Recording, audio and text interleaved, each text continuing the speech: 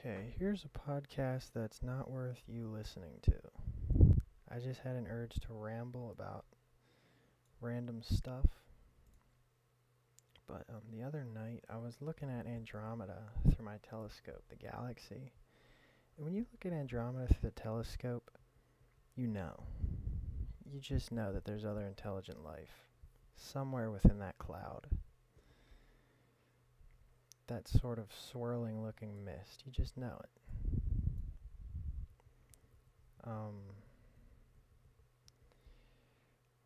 There could have been intelligent life back when that image that's just reaching your eyes after traveling through space at the speed of light, there could have been life back then.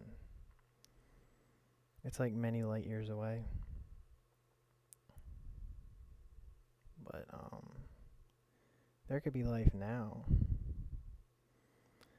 There's most likely life there, so intelligent that it knows when another intelligent form of life like me is looking at it through a telescope.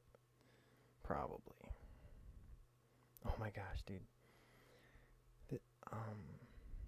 Maybe, okay, maybe not. Maybe not. But the other day, like the day after I looked at Andromeda, I was near my telescope inside, and I saw this flash of fucking light, nigga. A giant white flash of light. Right by, like, right at the controller of this Orion telescope.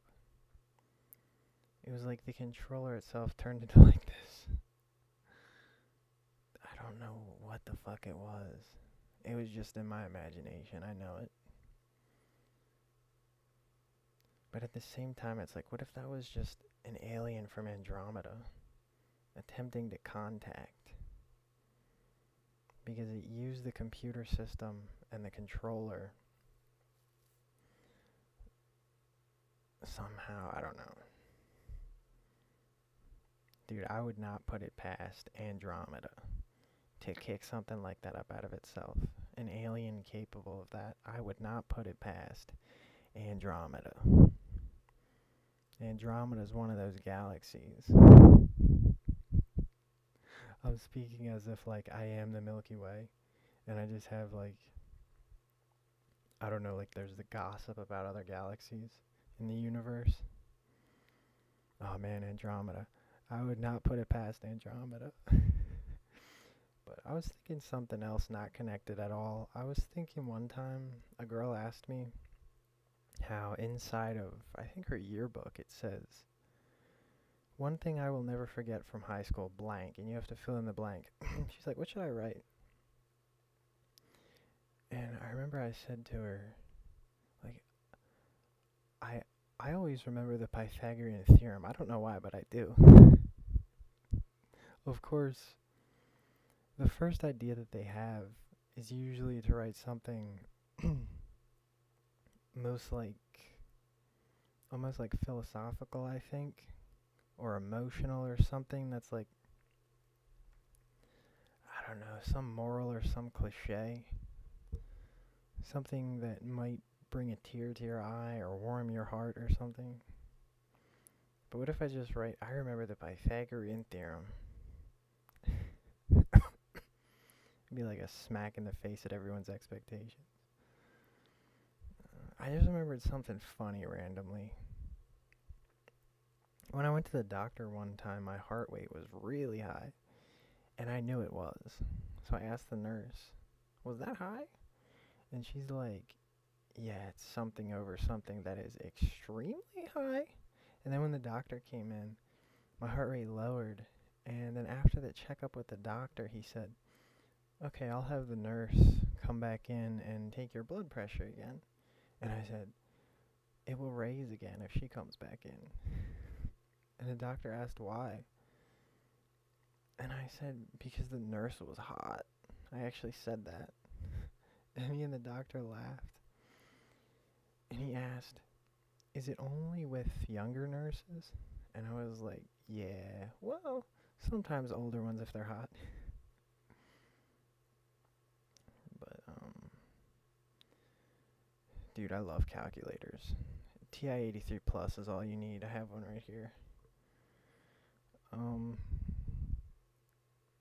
Yeah, it's fucking awesome. When I was in when I was in like 6th grade, we had these one calculators that convert, I think, decimals into fractions. And that's just an awesome function that I don't know how to find on a regular TI-83 Plus. It might be on there. I don't know. But I thought it was funny one time at the bank when I was withdrawing a bunch of money for blackjack when my friend and I were trying to count cards.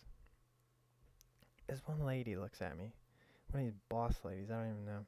And she's like, "Do you want a credit card?" And I just shake my head no. She's like, "Do you have a credit card?" I shake my head no again. She's like, "Do you want one?" I'm like, "No." And she just laughed. I'm not sure why she laughed, but it seemed like she was just amusing herself at her own persistence of pitching credit card offers at every customer, even me, who did not need to borrow at all. Back then I had a lot of money, and I just didn't need a credit card. She knew I could have bought a small house cash, and that I was just one of those hard-headed people who actually thrive on income, and not only don't need credit, but also seem like I distrust going into debt. Those were good times. This is an amazing life, an amazing universe that we live in. It's amazing that anything is quote-unquote true. It's actually really sad that people can't get paid for philosophy. Like, dude, the amount of time that I just sit, just like contemplate shit, like kind of philosophical stuff, like just do what I'm doing right now. For some reason, what I'm doing right now, is never rewarded with money anywhere in our society. I could sit in a crane and apply the same amount of energy, like outward through my being into the world, but for some reason, a whole nother thing is happening that they consider worthy of giving money to.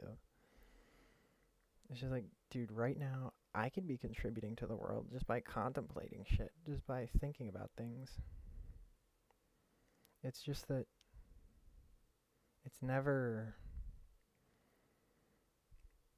We can never live in a world where fucking philosophers are just paid to sit around and think, because not unless there's some kind of teacher or something and students pay them. But if it's just like one of those, like, you can't get paid the times where you're hanging out by yourself, just thinking at your house. Like, what, are they going to pay you an hourly rate? And who's your boss going to be? Or would the government just pay you? Like an unemployment check. You get a philosopher's check. But anyway, you can't do that because it would be so easy for lazy, lying people to just claim that they're philosophers. Maybe that's what all philosophers are. No, I'm just kidding. But anyway. I used to do this thing with my voice when I was little, and I lost the ability to do it when I hit puberty, when my voice got deeper. It was this high-pitched, like, harmonic in my voice that I got addicted to, and I would make the noise everywhere. I can still feel it like it's a phantom in my throat. I want to make the noise again, but I can't. It's like... It's right there. I can almost hit it. It's amazing. Just how you let things go in life. Every fucking thing. Even the simplest of fucking things. You gotta fucking let go of it before the end of it. Sometimes I wonder if in the future we won't work. It's like, that is the entire purpose of human evolution in any period of time where you measure it. It's like when they invented the wheel. It was that it took less work to achieve like some goal. And when we built, like lights, like when we invented the light bulb, that is like less work. Because you don't have to fucking keep a fire going in order to be creating light. It's less work for some kind of effect. Like we worked to invent it, and the electrician worked to install it. But that work was so that we have to do less work with fires to make the light. You know? Now, work to invent an inventor computer and let it build a robot electrician, Doesn't it seem like the whole reason cavemen started working tens of thousands of years ago was to gradually work less and less for themselves? And unconsciously their goal was to eventually reach some utopia far in the distant future where we've made something that does everything for us. And we can finally do whatever we want. Like sit around or socialize or read or smoke weed or meditate or whatever. Or work on something if a person wants, but never if you don't want to. Work on your hobby. Your robot won't do your hobby if you don't want it to. You will. But never work on anything you don't feel like. It just seems like we lost touch with that goal because working became the world as we know it, and we can't end it. It's like nowadays we don't work to work less. We work because there's an agenda to keep people working. I know it sounds like a conspiracy theory, but imagine if they invented robots that could do every single thing a human does, and we just let them take our jobs. Like imagine if the advanced Sony Creo robot, I actually don't know how to pronounce it. It's Qrio, I think. That robot was from the year 2003. Imagine if it actually would have evolved past 2003 instead of mysteriously vanishing. And robots did everything from farming to cooking to building. I'm saying those robots would be kept secret, probably, as a huge national security threat. I shouldn't even talk past this point because you'll call me a dreamer. It's weird because, they'll admit computers are better than us at games that only humans used to play, like chess. But they won't admit that building a computer is a game. They won't admit they've gotten computers to build computers. And then those ones build other ones upon themselves, exponentially, and that computer takes where the Sony Creo left off in 2003 and actually makes it awesome. They'll admit there are secrets. Well, of course it's because it's a weapon, and enemies could use the weapon against us if we didn't keep it secret. We have to not only keep it secret, but also keep the public laughing at people who say there are secrets. They have some shit that would blow your mind. You know they do. And they'll say it's secret because there are problems, like the public can't handle it, or enemies might use it against us if we share it. I don't believe that we can't invent a computer to solve these problems and make things shareable. I gotta turn this thing off. But I gotta say, there's some cool looking caterpillars out there. I was looking it up on Google Images earlier today. I guess I'll edit in the pictures. I'm gonna look them up again right now. Hold on. Because they're just really cool. Oh my gosh. Hold on. Let me just Google it really quick. You can go on Google Images and see some really cool caterpillars.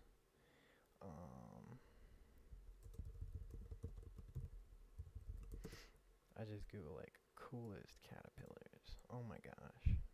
It's crazy. Whoa. There's no way that one's real. It looks like a frog at its head.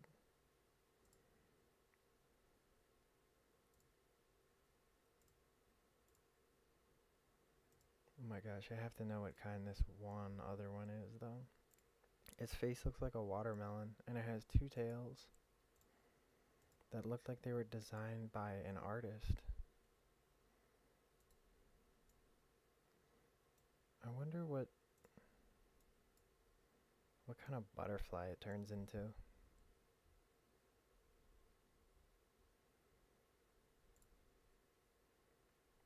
Oh my gosh, whoa. This is an ugly one.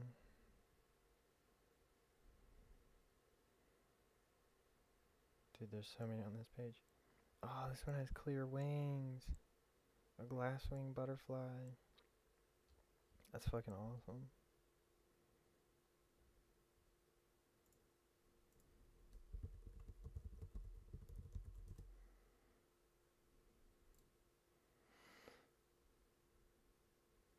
I can't even...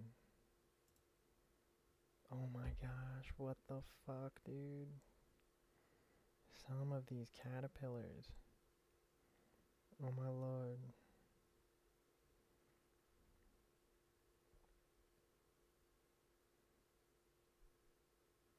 I feel like these pictures have to be enhanced though, because oh my gosh. What? What? This one looks here right here looks like fishing bait. Dude, when it's a caterpillar, it looks like what you would see in fishing. The blue morpho. Okay, here's the one that looked pretty crazy. Cerura venula. Oh my gosh. Okay, in butterfly form, it's actually a moth. And it's just like white and crazy looking.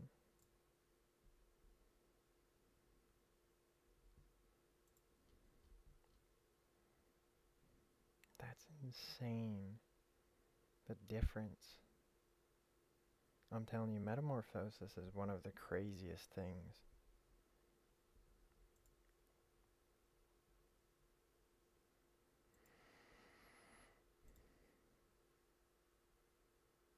Oh my gosh.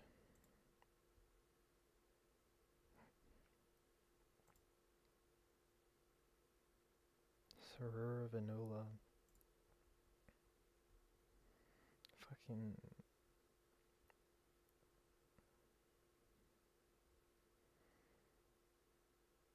Caterpillars. A lot of them look similar. Some of them just have better pictures.